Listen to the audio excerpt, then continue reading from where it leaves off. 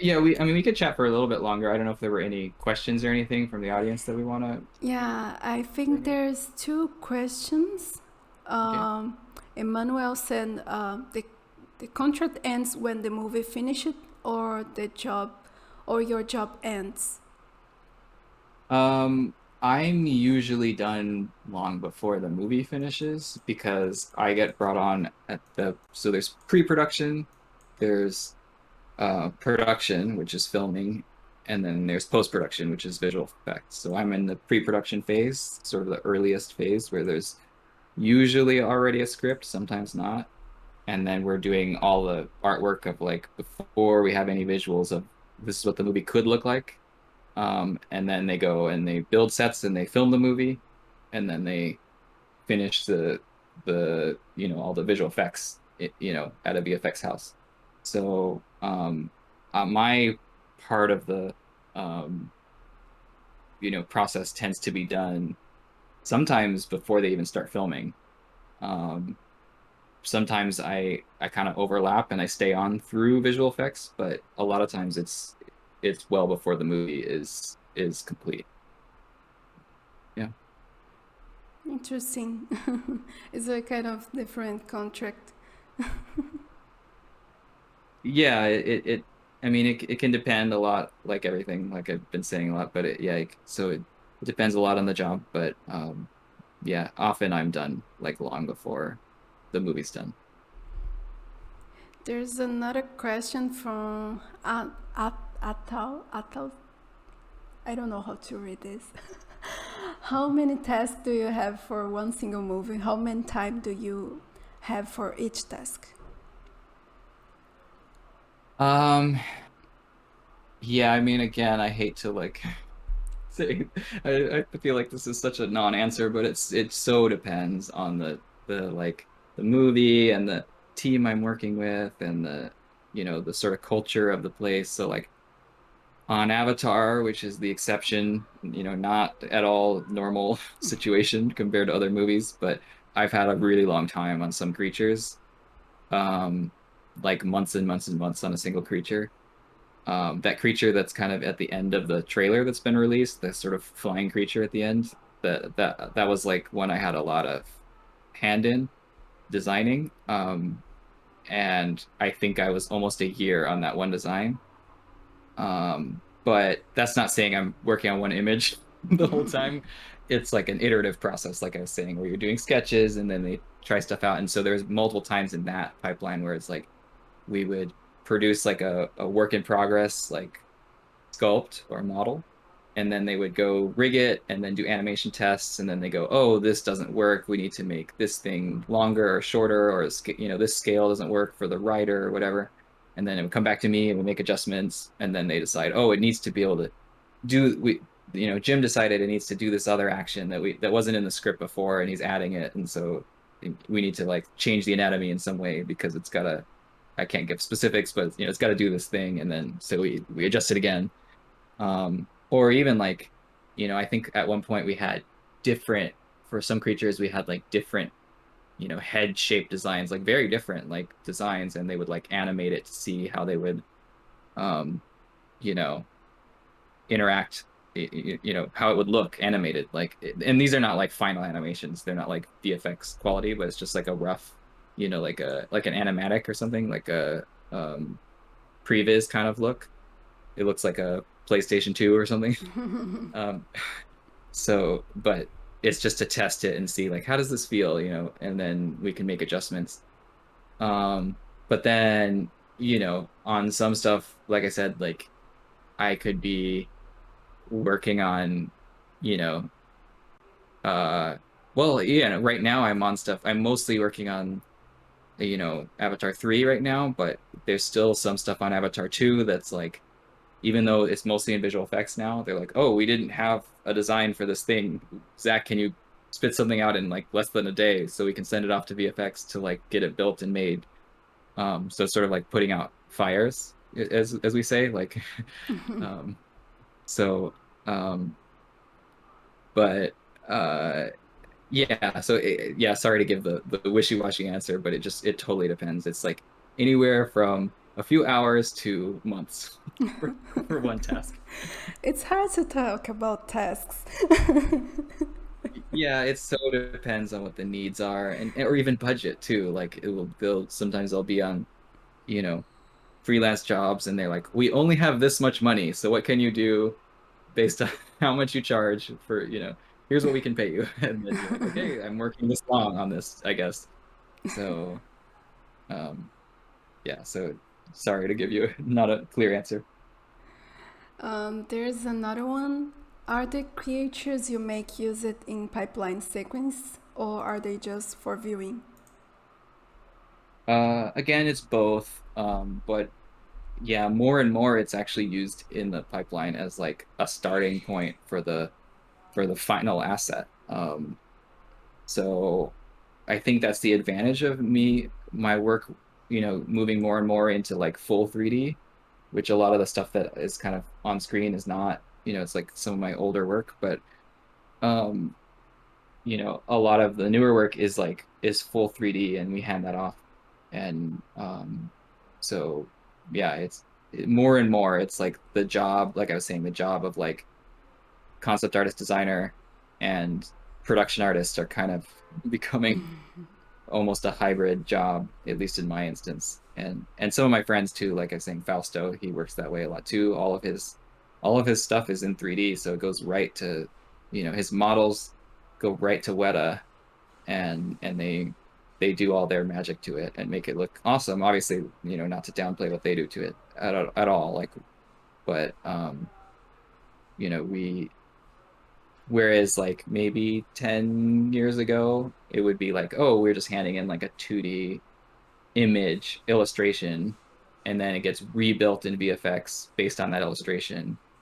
But I think as concept artists have adopted more 3D, I think what it allows, and I think what directors and production designers like about that is that they feel like they have more control to like really flesh it out, because you're able to see the design from all angles and you're able to solve problems early on that you wouldn't realize till later. So like, because I have had stuff where I only hand in a 2D illustration and then it gets changed in VFX, right? Somebody decides like, oh, once they start building it out and they start, making the actual final asset, proportions change. And so the intent of the concept artist or production designer or director is not seen through to the end as well. So, but when the director is sitting there over your shoulder and able to look at the model from all angles, they know that that's what they approved, right? And then you can always reference back to that when it goes to VFX. There's another question. Sure. Andrew Martin. Do creatures designed typically include armor in the concept if the creature is expected to have armor, or it, or is that usually left up to hard surface designers? Man, this is another same answer, I guess. It just depends. Um, it's so funny because so I have friends that work in the Marvel biz dev department, which is like their own internal like department that is just mostly responsible for like the superhero costume designs for the Marvel projects. So they have like a consistent look through all the films instead of the like I was saying, like the freelancer look where everybody's like hired for per project and then gets let go. This way they have a internal team that's like stays on at Marvel that is able to like make sure there's quality control between like all the different looks of the superhero costumes. But then there's also for Marvel projects, there's like a production designer that gets hired per project that's more like freelance, model. And so he or she hires his own like um, you know, team of concept artists. So then they're like, well, Marvel Biz Dev says, well, we're doing all the superhero costumes. And then the production designer says, well, I'm doing all the vehicles. And then you get in the case of Marvel, you get some costumes that are basically vehicles, right? Like, and then there's a fight over who gets to take that, right? It's like, the the design of like Green Goblin or something, right? He's riding a vehicle. So like is that on the side of biz dev or is that on the side of the production designer? Who gets to design that? And so there can be sometimes like a a bit of a, everyone wants to take the cool designs. So sometimes both will work on it and then the director will pick and choose from both. But so yeah, and then I guess closer to what I do, there is a production designer on a film, and then there's also a costume designer on a film. So there's production designer is usually in charge of, they're supposed to be sort of the visual head of designing the film, but then all the costumes fall under the costume designer. So then you get into like weird stuff like this question is asking of like, well, so is this costume or is this a creature? I don't know. And it becomes this political thing. So um there's no right answer. It just becomes politics, I guess. Depends on who's got more influence on the production, or who got hired first, I guess. Um, but so yeah, it just depends. Is I there have worked on yeah? both. Is there Sorry, go ahead. is there a way that sometimes that you have a idea that can be done for you as a creature designer or another guy who do another stuff, but they ask for you two to do the same concept and then see what you two came with ideas. Yeah, so kind of two people working on the same design. Yeah. Yeah, yeah, that happens. I find that stressful usually when because I feel like I'm competing with my friend because I usually know everybody that I work with and I'm very, I'm usually friendly with everybody, so they're usually my friends. And so I always find it stressful where you're like competing to get, who can get their design approved. But so yes, I also think there's sometimes where it's kind of more collaborative, where you kind of have two people working on the same design, but it's doesn't feel like a competition, where it feels like we're both trying to like what gets the best result, So you're both influencing each other, and like the director will go, "Oh, I like this guy's take on it," so you start implementing that in your designs, and then something he likes in your designs, and then the other guys, changes their designs to match, and so I like that atmosphere a little bit more, where it feels more collaborative. And like, you know, everything that I work on is I can't say that I have ownership over anything, like complete ownership, right? Like everything is like a team effort, you know.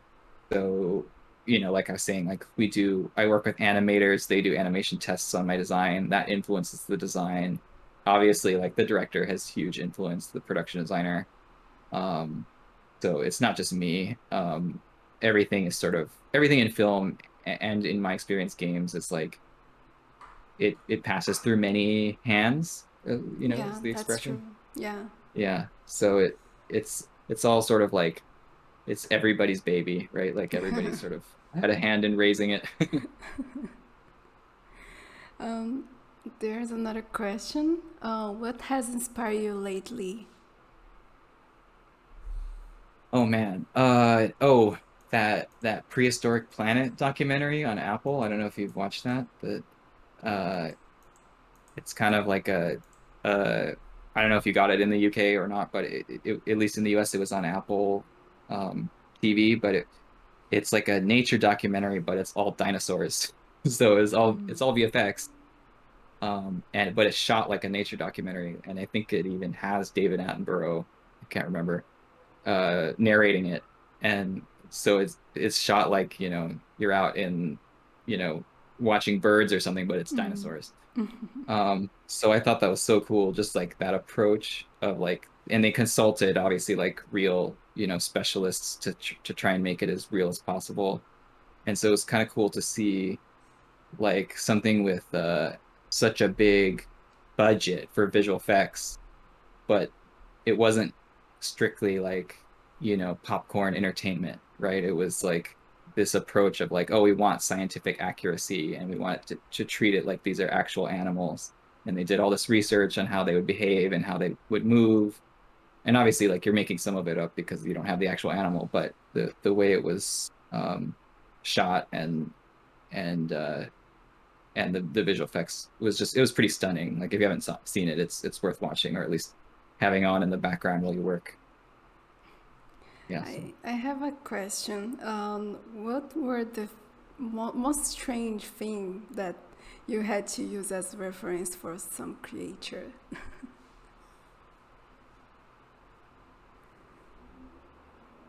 if I can think of anything off the top of my head. I mean, in school, we would do a lot of like, we would have assignments like that of like, try something really experimental to like get your mind out of like the same sort of ideas all the time. Because you know, as designers, especially if you don't have a lot of time, you tend to fall back on like the stuff that you know has worked before. So I'm very guilty of like trying to repitch old ideas to directors, especially if I have, you know, I'm pressed for time. But so yeah, I think in school I did an assignment where I based it off of like some weird fruit that I found in the supermarket and took pictures of this like, you know, strange exotic fruit that I had never seen before and then tried to turn that into a creature.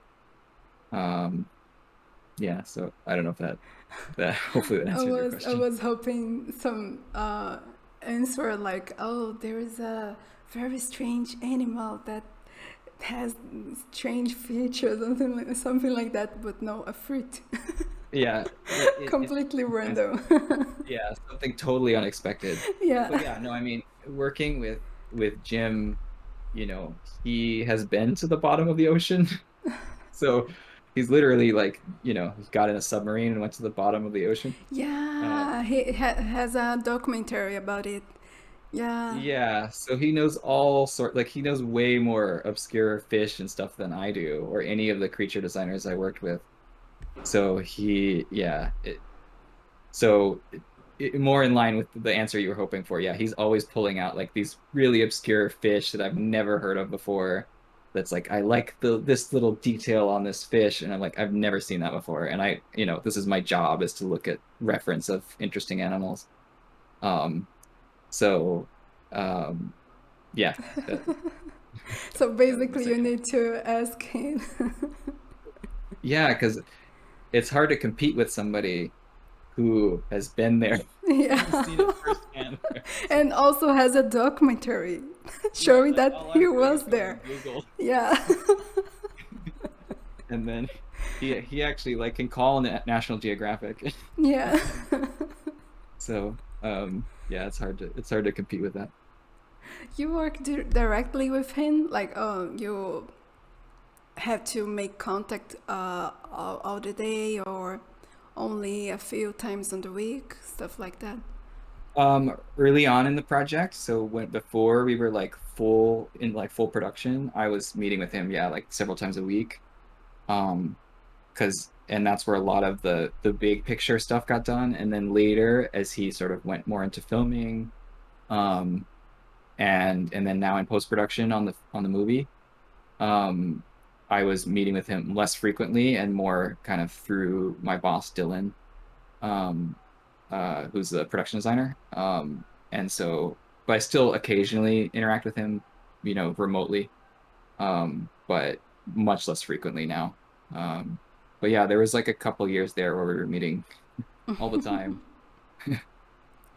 Do you think it's some sort of, um, how can I say this, demanding, for example, uh, because when you work directly with this person that it's kind of the super important in the project, like you feel, uh, how can I say this? You can feel Stressful? insecure. Yeah, Yeah. exactly. Yeah. Oh yeah. Oh yeah. Totally.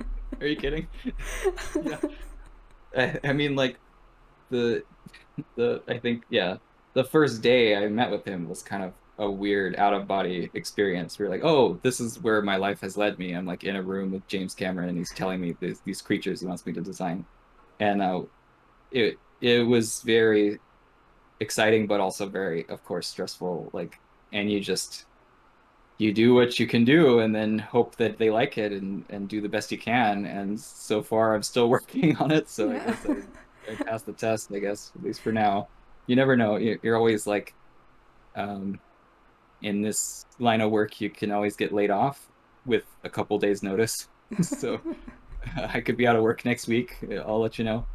Um, but yeah, no, it's incredibly stressful and intimidating because he's also like, I mean, honestly, I mean, I'm sure like everybody like Aliens and Terminator and the first Avatar are like some of my favorite films before while I was a student, while I was a kid, right? Like so and super influential on me as a you know as a kid and um so you find yourself suddenly in the room with this guy that's like was Yeah. the head of those movies. Like, I oh shit. can imagine. Like, I think probably if it was me in that situation, I would be paralyzed for a Yeah, while. I mean, I still get that way, and I've been doing it for for years. There's still times where I feel like I just sort of stick my foot in my mouth, like just have nothing to say to him. I'm just like, okay, yes, sir, and write Yes, the sir. notes down. Okay, okay. I just obey you. I don't say Yeah, anything. but I think he likes that because he's a very like some directors are very um like they how do I put this like they're finding the design. They don't know what they want necessarily early on. So they're like, just show me stuff and then I'll sort of see what I think is cool. But with Jim, a lot of it, he's very decisive. Like he kind of knows what he wants. Like there's times where I'm pitching him stuff and I've been lucky enough to like get some of my influence in on the design. But he always wants his version. So we always do like Jim has an idea of what he wants, and then we'll do Jim's version as version A, and then we'll do maybe Dylan's version as version B, and then my version as version C, um, of any sort of thing. And then once in a while he'll pick version C, but most often he'll pick version A. Um, there is some of these movies you worked on that your version were picked. Yeah, yeah. It's like I said, it depends on the director. Some directors are very, very collaborative. Can you Yeah, like mention one creature that was your idea that were picked? yeah, the it wasn't like solely my idea, but like I had a lot of influence on the skull crawlers from Kong, Skull Island, the big sort of villain creatures. At least early on, I kind of helped shape that, and then it moved. I got taken off that task, and was put on other stuff, and then it moved on to other designers, and I think Simon Lee took it over and did like an amazing job and made it 100 times better. But like the early seeds of that idea, I had a lot of influence on with Jordan, the director. Um, so the sort of black skin and like the two-leggedness was kind of collaborative between us. Um, and um I mean some of the stuff in the Avatar movie that's not out yet, I've had like pretty significant, I Oh, I think want it's to know when I saw the movie. I will send you a message. What is the creature? yeah, I mean of course I can't, like I keep saying, it's a team effort. I can't take sole credit for anything. It's all, there's many talented people that work on this stuff, and without any single person in the pipeline it wouldn't be realized to the same level. But I did have a good I've been lucky on these movies to have a lot of input, and yeah, it seems like they value my input, so it's been nice. Very Do- fortunate. yeah, that's amazing. For example, I always thought that I would be happy like working with games and movies because I love Mhm. movies. Yeah, And there is a director that I enjoy his kind of movies is Guillermo Del Toro. Do you know yeah, him? Yeah, of course. Yeah. My and cat is named Ophelia from Pan's Labyrinth. yeah, and he enjoy a lot creatures. And Yeah. I forgot to ask you that if you already thought about working with him or you have the opportunity. No, I haven't yet. He did come into the Lightstorm offices, I guess, one time and like got like a, inside sneak peek at all the artwork and I guess looked at some of my artwork, but I wasn't allowed to interact with him at the time. But so, um, but yeah, that's definitely like there's a couple directors that, I mean, Jim is certainly one of them, and that's been like a, someone of that caliber has been a goal of mine, and so I'm very fortunate to have gotten to that, stage in my career where I got to work with him. But of course, working with Guillermo Del Toro would be a dream come true if that ever presented itself. I would not say no. Um, and then Denis Villeneuve, the director of Dune. Yeah. I've admired his work for a while, so I you know his work is very stunning. So I'd love a chance to work with him too at some point. But you never know. It's like so much of this is chance, or like you get called for something and you're like, oh, I'm not available. I'm on something already, and so I have to turn it down. So I've turned down stuff that's like, crap, I really wish I could have worked on that. But you know, so it can be, I know very talented people who are at the top of the industry who don't get to work on whatever their dream project is because they're just not available. Um, so, but it's Yeah. so you can only hope. Yeah. I love the designs of the characters from movies from Guillermo Del Toro. Yeah, Like the Shape of Water, I love that character. yeah, yeah. I mean, he's certainly one of the best, creature directors, alive. Yeah. Do you have a favorite movie that inspire you to be a creature design? Like a creature you saw that this is something that I really love, I really liked. I mean, when I was a kid, it was Jurassic Park. But and I was actually fortunate enough to work with Crash McCreary, who did all uh the Jurassic Park like concept art for the original for the dinosaurs. When he was working for Stan Winston Studio, when the movie was in development, and so many years later I got to work with him on a couple projects and for him. Um, uh, Nothing that I think is coming out ever, but it was still like a treat to get to work with him. Um, yeah, that's another thing is like in my line of work, you work on so many things that will never come out because I'm so early on in the project that like they want to spend a little bit of money to see if it's going to work, and then for whatever reason it doesn't work, so they just kill the project. And that happens all the time, like more often than than not in my experience.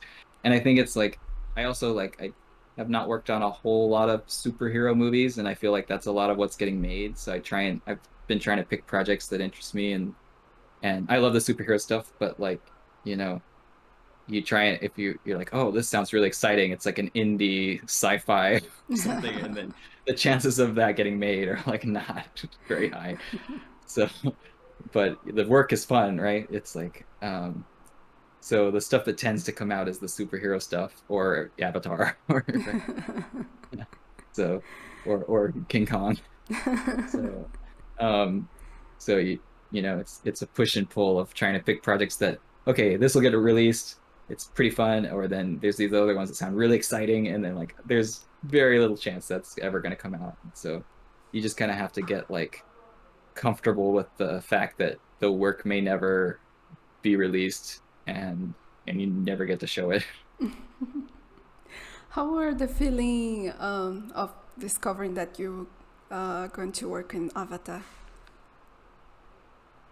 It didn't feel real for a while, and then I think for the first several years I was like, oh, they're gonna fire me. There's no way I'm gonna last because I was like one of the more junior, one of the younger concept artists on the team. Like a lot of these guys were really seasoned, really experienced guys. But it seems like we clicked because I'm still around. So Yeah. either that or I'm just so much cheaper than them. I don't know. But um, but yeah, no, it was it didn't feel real for a long time, and then you kind of have this feeling of like imposter syndrome. I don't know if you're familiar with that Yeah, I idea. am definitely.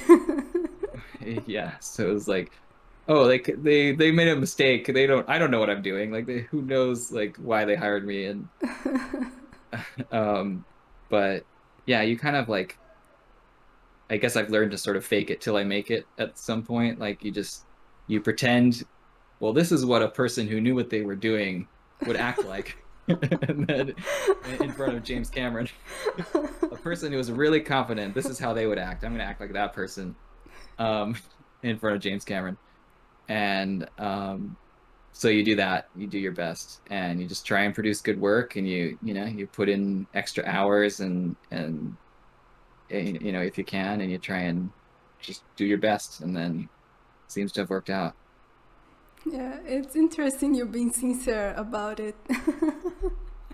I think anyone who's not that way is maybe fibbing a little bit if they're telling you otherwise. At least if they're, you know, on the earlier part of their career. I mean, it was nice. I have to say, it was nice getting to work with some of those more experienced guys like Constantine and Ian and Daphne Yap, who worked on the first films in the creature department, who had sort of they've done this for a while or they've worked with Jim before. Um, and then Dylan, my boss is like very, um, uh, patient with me, I guess, and very like sort of collaborative and trusts me a lot. And and then John Landau, the producer, is like he's super,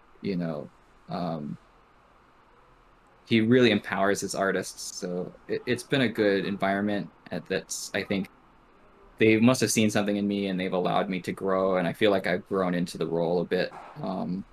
So I feel a lot more confident in it now than I did when I started. It's been a while.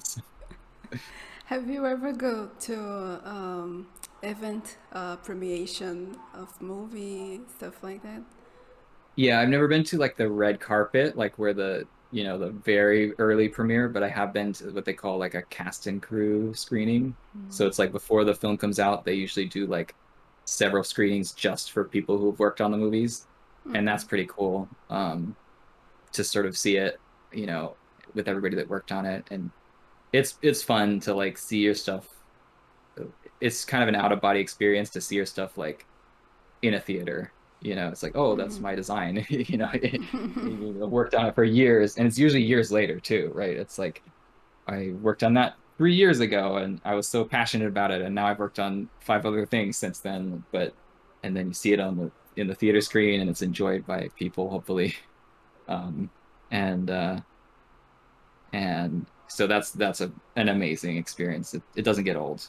I'm very excited for this December to like finally get to see the Avatar 2 movie and hopefully, fingers crossed that audiences like it and hopefully I'll get to go to some screenings and stuff. Yeah, I'm also excited to see the movie because I love the first one. Yeah.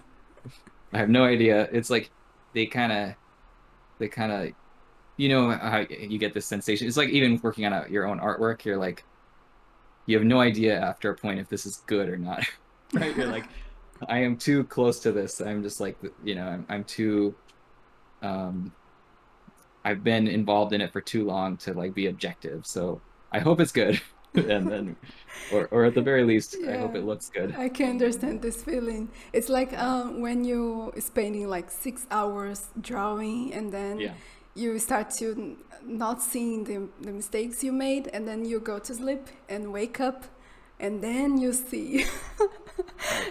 Now, everything and that then multiply that 6 hours into 6 years. yeah, So, very um, intense feeling of don't know what you are doing. yeah, if the But it's movie good. gets like a terrible, terrible reviews, then maybe I'll take a break from social media for a few months. We'll see. I'll just feel Don't do depressed. that. But yeah, there's so much that you work on stuff and like you have no idea how it's gonna turn out or like and it's so much of it is from an artist perspective, it's so much of it is beyond your control. So like I said, I've worked on so many things that will never come out that I worked very hard on, and then I've worked on some things that like I worked very hard on, and then the movie's really crappy, and then everybody hates it online, and you're like, okay, well, I didn't direct the movie, but it's still, you know, you have some attachment to it. And then um and then I worked on stuff that's like, oh, I worked on it for a couple weeks, and then at the time you're like, this is gonna be a crappy movie, and then it turns out to be Logan, and everybody loves it. And that's the first thing everyone asks about on my IMDb. They're like, oh yeah, I was on it for like 3 4 weeks. You know, so you never know. What were the designs you created for longer? It was a very early pass on all the villain characters, and at the time they were going to be much more elaborate and a lot more um like uh they were gonna. There's one character I think in the final that has this like little prosthetic arm, or maybe it's I like a full know. arm. Yeah. But at one point there was going to be a whole team of them, and they were going to have all these different prosthetics, and they wanted really exaggerated proportions, and I think all of that got cut for budget. Um, it was like actually kind of for a superhero movie, it was actually kind of a smaller budget, you know, in the scale of superhero movies. But I actually think that helped it because it gave it a very like real, like grounded feel to it, which people really responded to. Um, you know, I kind of find that like some of the superhero movies that have these huge budgets, and when it becomes like all visual effects and there's like people fighting in the sky and like, you know, sometimes it can take you out of the movie. So sometimes it's actually beneficial to have some constraints, and then it's just very like it's more like a drama or something, right? um Yeah. and people tend to respond to that. Interesting. So you worked like 3 weeks on that? I think, yeah, something like that. It was so many years ago, I don't remember, but it was in that ballpark. Yeah, Yeah. a Dur- month or less. during that screening with everyone watching the movie, you, everyone who worked on the movie, usually the actors watch with you, like with the people who did the um designs. Sometimes, yeah, it depends.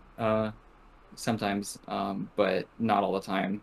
Um, I have gotten to interact with actors, you know, usually limited. Usually they'll sort of like be brought through to like see the art department and look at all the artwork, you know, as they're sort of getting into the character, you know, sort of trying to understand the movie.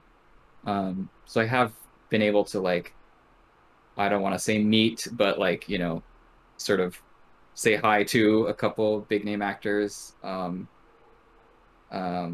but Can you mention nothing. one of them that you like? Whoa! I mean, Hugh Jackman came in Oh, really? Oh, while I that's was on awesome. Logan, and I had on my monitor, I was drawing him, like doing an illustration of him, and so I can't remember the context of this, but I had all of these reference pictures of him up on my monitor, and they didn't tell us he was going to come in, and they were all of him in like speedos, like coming out of the ocean, you know, so I could see his anatomy and everything, and then so it's all in these like little like swimming clothes, and then I turn around and then he's there, and it's like, oh hi. What a situation! Like you are seeing the actor with Yeah, they usually, if swimming it's like clothes.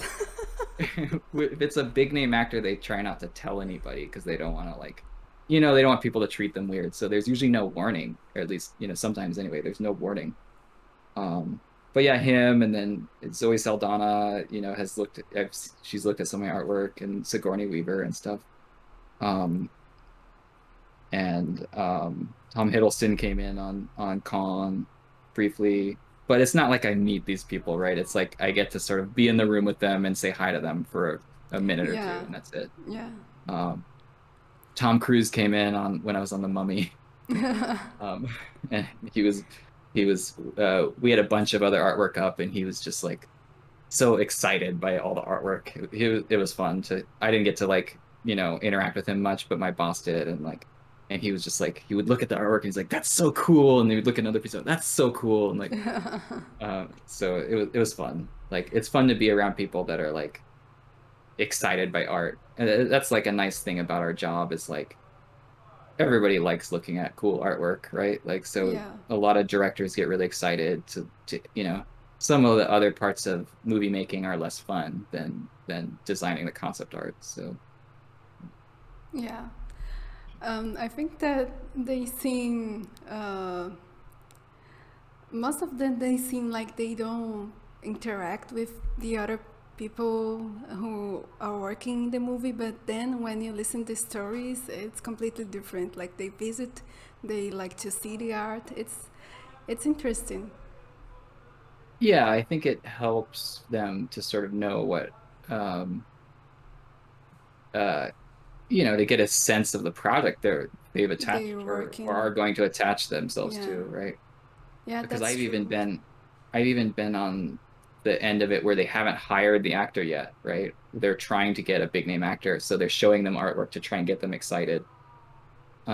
And go, and then we have to like replace all the artwork and put that actor's face in the artwork, like this is you in the movie. This is Um, because it's like it's hard. I guess it's hard for the general public to understand, but it's like you don't know what the movie's going to look like, right? No, when it's just when it's words on a page. So it's literally our job to show people what this is what the movie's going to look like, right? And then, but before that, it's like when you see the trailer, you're like, oh, of course that's what the movie looks like. But it's like that was a discovery process. Like when we were on um uh the third Thor movie, with Taika directing, it was like a big departure from the previous Thor movies. Like it was a big tone change, right? Like to make it more fun and colorful and everything. And so it's like you have to show that, right? Because it's just up until that point, it's just a description. And then, um, yeah, so it is something it's that helps then, yeah. yeah. Max Davidson is saying, honestly, VFX art deserve the red carpet treatment too.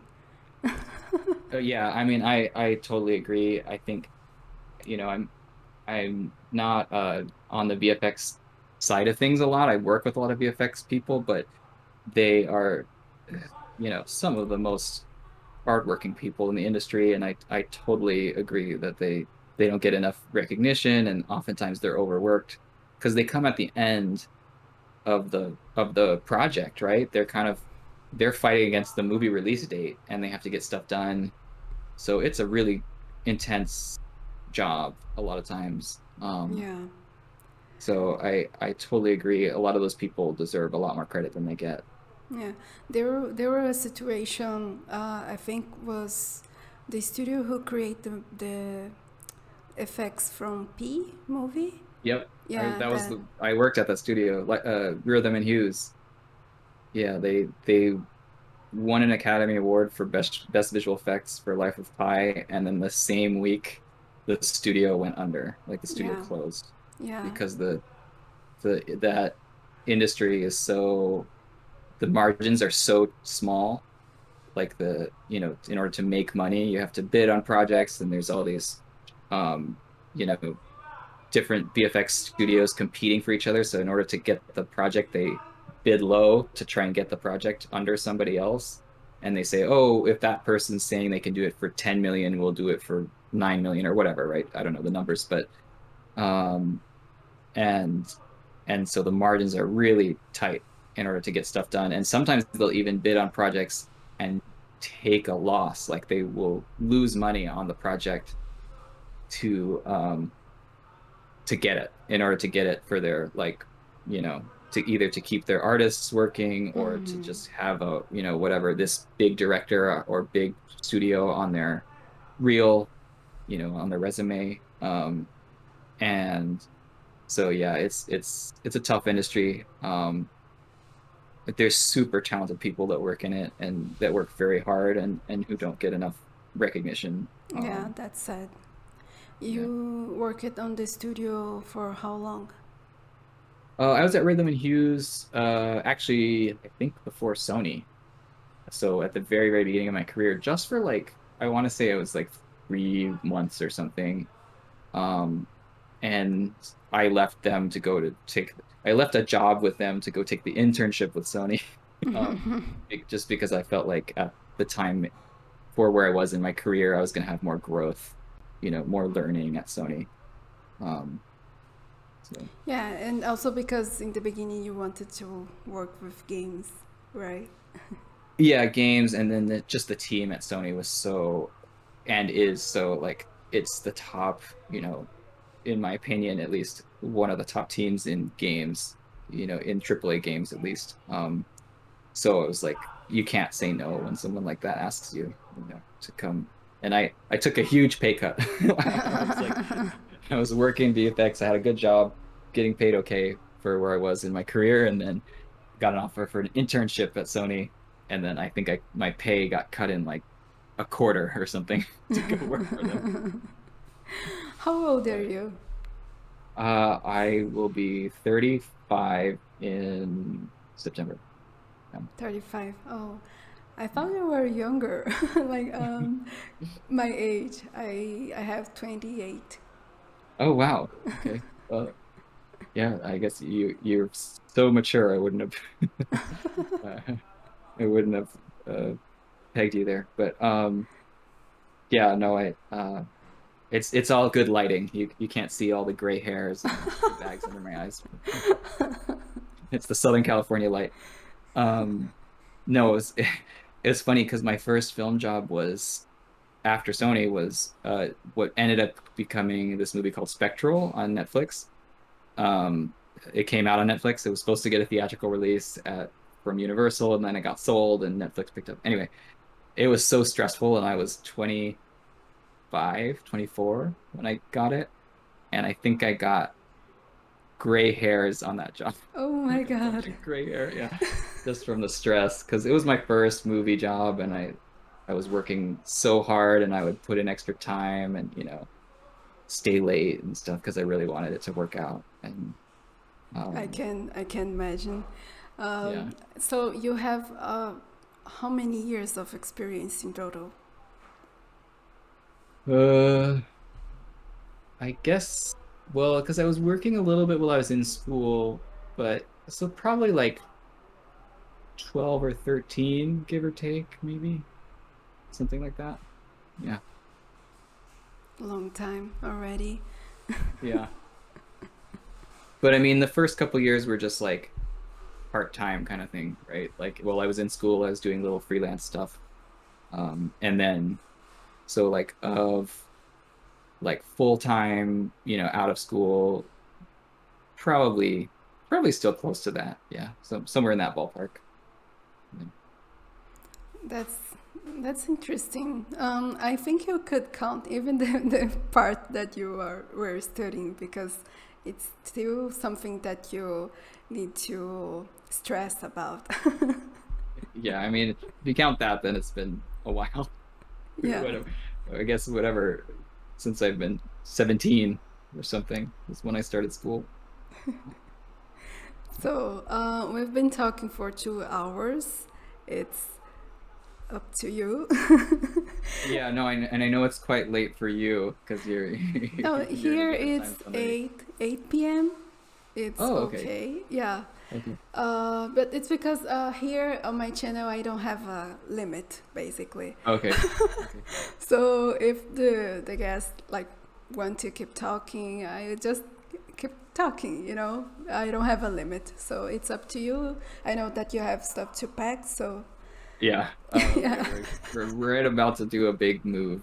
So I do have to pack. yeah. Yeah, I should probably cut it off. But thank you so much for your time and for all the great questions, and thanks for the invite, and thank you to all the audience that stuck through and listened to me ramble, and hopefully some of it was helpful or educational or at least entertaining in some way. So Yeah, it thank you. were both. And thank you for Well, accept having this talk with me. Um, I would like to have another one in the future if you're up to it. yeah, let's do it. Yeah. I'm sure maybe after the movie comes out, and then Yeah, I can be no, a lot more not right now. specific. Yeah, it Yeah, can be in the future, like yeah, maybe after Avatar. I don't know, yeah, and then we can talk about your work, like because there's a lot of things that you can't mention yet, right? yeah. And years and years of artwork that I can't show. So, Yeah. So it um, can be probably after that. So and thank you so much for accepting again. I hope you enjoyed this. I hope you I have did. liked it. Yeah. Yeah, and thanks for all the great questions and thanks for the invite. Okay. Thank you guys for keeping with us. Bye. Bye. Thanks everyone.